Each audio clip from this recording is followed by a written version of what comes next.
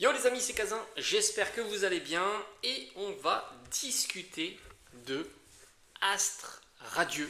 C'est vrai que j'en avais pas parlé dans ma vidéo précédente et je l'avais dit d'ailleurs, tout simplement parce que j'avais pas trop retrouvé le livret.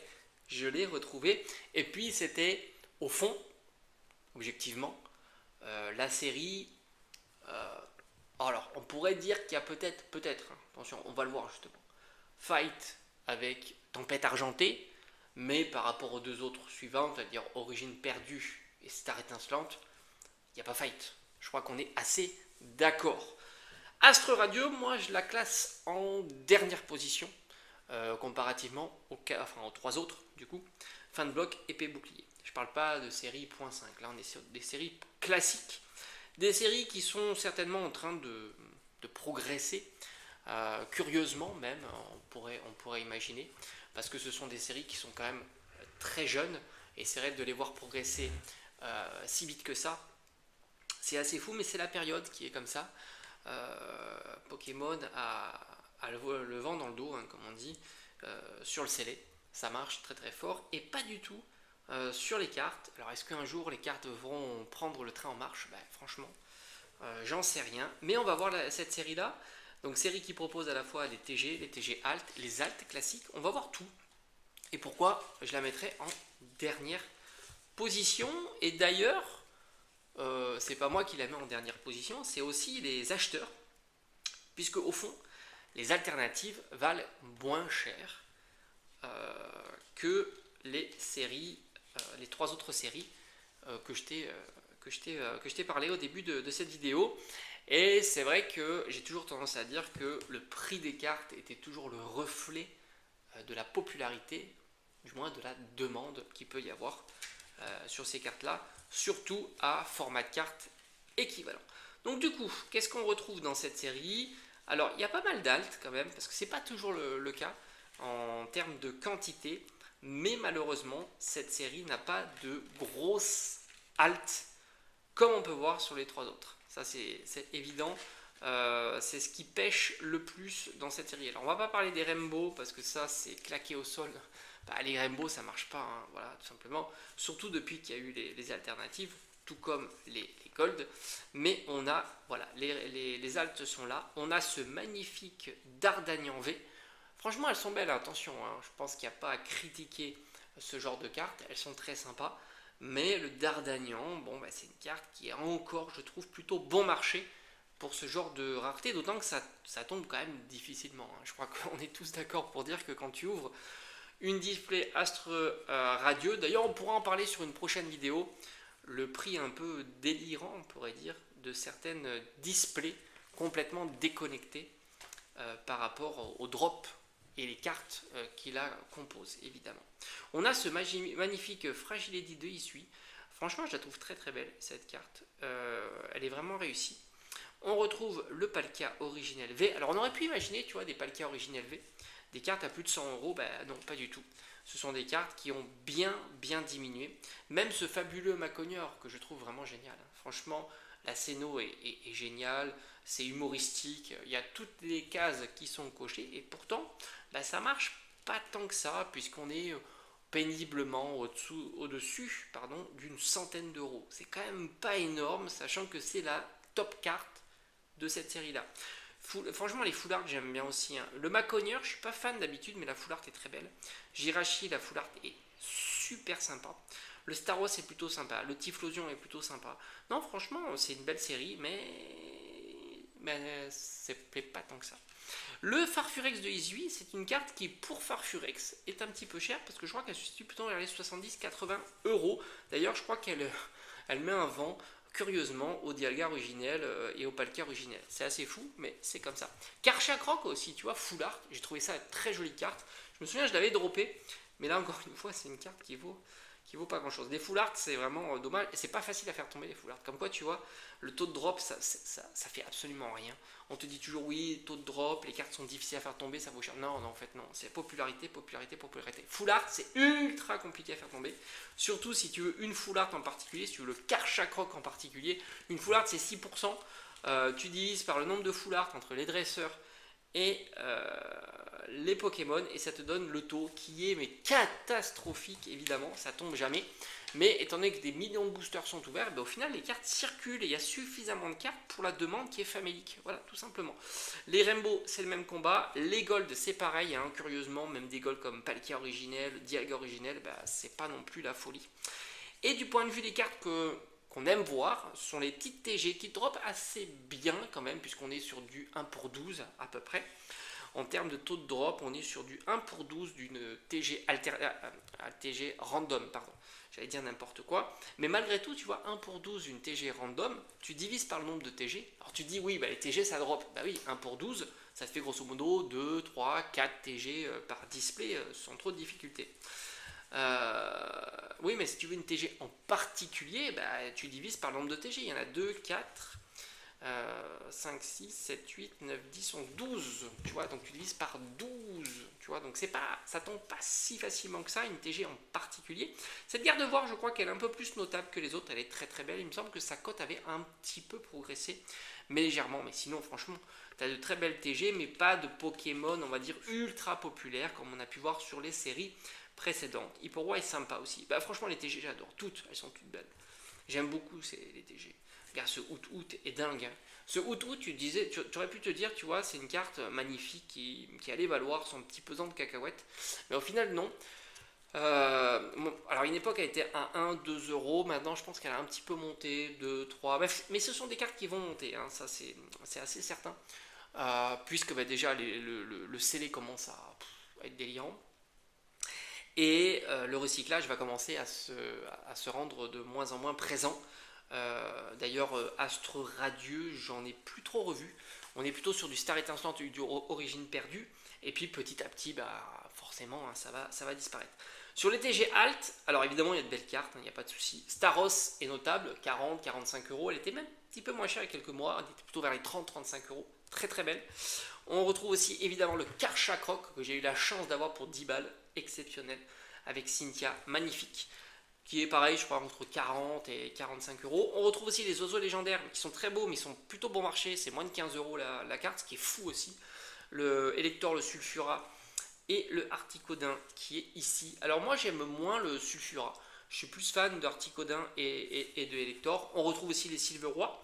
Alors Silverois, c'est pas encore un Pokémon très populaire, Cavalier du Froid, Cavalier de l'Effroi, mais les cartes sont magnifiques. Et les Zacian et les Amazonta aussi incroyables.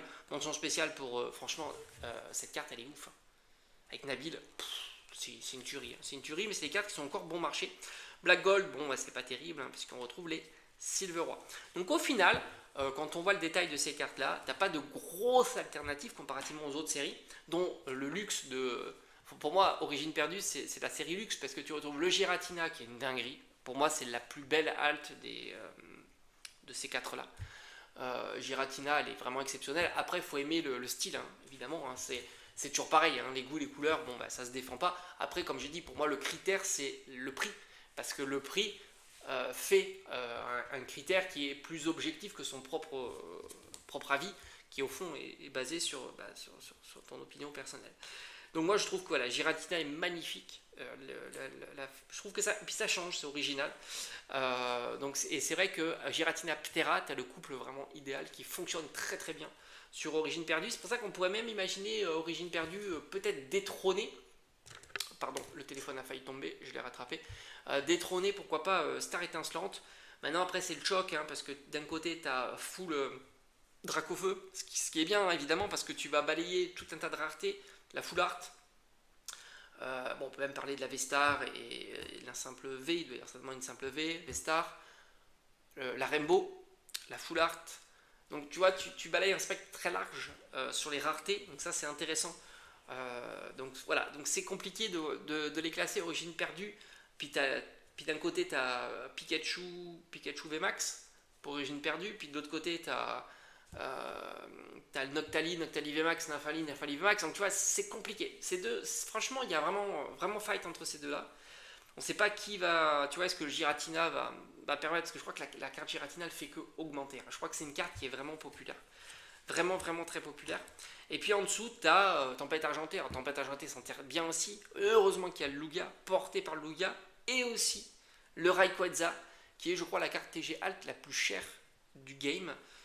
Très belle carte, Rayquaza avec je sais plus qui, vraiment très très jolie. Et puis en dessous, je mettrai cette série là parce que, alors oui, il y a 2 belles TG mais qui sont quand même en dessous des autres. Alors c'est vrai que sur Tempête Argentée t'en as qu'une seule. Et bah, il manque la grosse carte. Macogneur ne fait que diminuer. Hein. Macogneur, c'est une belle carte, hein, attention, mais peut-être le manque de sérieux a fait dévisser un petit peu Macogneur. C'est une belle carte. Moi j'aime beaucoup Macogneur. Tu vois, je vais peut-être me. Bon, je vais peut-être passer un petit peu pour celui qui est un peu à part, mais je trouve que Macogneur, il tient un coup face à Ptera, tu vois. Ptera, je la trouve presque surcotée. Mais évidemment, c'est un avis perso et ça vaut rien. Hein. Pour moi, c'est un avis perso, donc il vaut rien. Mais j'avais envie de le dire, c'est voilà. Moi, j'aime beaucoup Macogneur. Voilà. Ptera, je trouve qu'elle est un petit peu surcotée, mais je m'incline évidemment devant sa popularité, puisqu'elle est ultra populaire. D'Artagnan, par exemple, je le trouve vraiment sympa, tu vois. C'est une carte que j'aime beaucoup. Je la verrais plutôt sous-cotée, tu vois. Mais en règle générale, ces altes sont plutôt très très belles. Hein. Franchement, elles sont vraiment très très belles. Donc pour ça que je mettrais Astre Radieux un petit peu en deçà. Voilà, un petit peu en deçà de ces cartes-là. Mais ça ne veut pas dire que ça ne montera pas. Ça ne veut pas dire que le scellé ne sera pas dingo. Parce qu'en fait, il y a une déconnexion complète entre le scellé et la valeur des cartes. Hein, parce que voilà, mais peut-être qu'on en parlera plus grandement sur le scellé des displays. Mais c'est vrai que voilà, le scellé c'est un monde à part, surtout 2024. Voilà, est-ce qu'on est en train de vivre un autre moment où le CE va reprendre le devant de la scène, mais vraiment très très fort? C'est pas impossible, hein, on voit que ça commence un peu à bouillonner, hein, même sur du EV, hein, c'est ça qui est fou. D'ailleurs, tu le vois, il y a un petit critère qui est assez intéressant, c'est que si tu regardes, on terminera sur ça la vidéo, tu regardes EV3 par exemple, Femme Obsidienne, c'est une série qui n'a pas été super populaire parce que voilà, tu as bien vu le prix des cartes. Ça drop est plutôt sympathique en plus, et puis au final c'est une série qui est plutôt très cheap, très bon marché. La grosse carte elle est à 70 euros, voilà, donc le budget est plutôt faible, les AR il y en a des AR à 1 ou 2 euros, et ainsi de suite. On a vu beaucoup de boosters très présents, même encore maintenant, hein, Stockomanie, t'as eu énormément de V3 à 5 euros le booster scellé, les displays étaient très disponibles, etc. Mais malgré tout, tu t'aperçois que sur la vente de display par exemple, on est toujours dans les 200 euros. Il n'y a pas eu cette dégringolade comme on a pu voir sur beaucoup de displays où on est toujours systématiquement en dessous des 200 euros, voire même en dessous des 170 euros. Donc tu aperçois qu'il y a, voilà, on a l'impression qu'il y a une petite tension un petit peu sur EV3. Alors qu'est-ce qui va se passer quand on ne trouvera plus les boosters scellés de chez Stocko? Est-ce que ça va reprendre un petit peu de force? Moi c'est vrai que si j'avais un Stockomanie à côté de chez moi, j'irais bien acheter du EV2 et UV3. Parce que je pense que c'est des séries qui plus tard, en tous les cas, parce que je les trouve intéressantes. Pourtant, tu vois, j'en ai quasiment pas. Hein. Du EV3 j'en ai un petit peu, parce que j'en avais acheté chez Stockomanie, mais du EV2 j'en ai pas beaucoup au fond. Mais tant pis, c'est comme ça. Peut-être que je m'en procurerai plus tard ou quoi. Parce qu'on doit certainement pouvoir en trouver chez les indépendants au prix certainement de 5-6 euros, un prix normal, tu vois. Mais j'aime bien le côté boutique, tu vois, prendre mon temps, choisir mon art set, choisir mes illustrations. Moi j'aime bien faire comme ça, plutôt qu'acheter sur internet, recevoir, etc. Mais je me dis, oui, je pense que ce sont des séries, d'autant que on parle souvent du taux de drop, des cartes, etc. EV1, 2 et 3, les SAR drop 3 fois plus souvent. Donc forcément, en plus ce sont des séries qui risquent de rester dans le temps agréables à ouvrir, de par ce biais-là, quoi. Tu te dis, bah ouais, ouvrir du EV1, V2, V3, c'est signe de faire dropper de la SAR. Alors que ouvrir du V4 à partir de V4, c'est pas signe de faire tomber de la SAR. Donc c'est ce qui rend le game un petit peu différent. Et c'est pareil, ouvrir de ces fins de bloc épée et bouclier, c'est pas ouvrir de la SAR, tu vois, parce que c'est compliqué à faire tomber de la SAR. Et même, c'est ça qui est marrant, même la TG Alt, ça tombe pas si facilement que ça. Alors évidemment, ça tombe plus facilement qu'une SAR, hein, une Alt plutôt, mais les taux sont pas si gros que ça. Alors c'est vrai qu'on s'approche quand même des taux de EV1 par exemple, hein, sur des TG Alt, mais c'est vrai que peut-être on en parlera plus grandement des taux. Mais bon, moi j'ai toujours tendance à penser que c'est pas le taux qui fait le prix de la carte, c'est la demande. On a des cartes qui drop pas si souvent que ça, qui sont ultra pas chères. Et puis tu as des cartes qui drop très très difficilement et qui sont ultra pas chères. Et puis à contrario, tu as des cartes qui drop assez régulièrement et qui restent plutôt chères. Donc tu vois, on a un petit peu tous les cas de figure. Et même si certaines displays ou séries sont un peu moins imprimées que d'autres, au fond, je pense qu'il y a suffisamment de quantité et c'est toujours cette demande qui fait que les prix enfin, tu vois, l'évolution du prix est différente suivant la demande. Bref, on se dit à bientôt.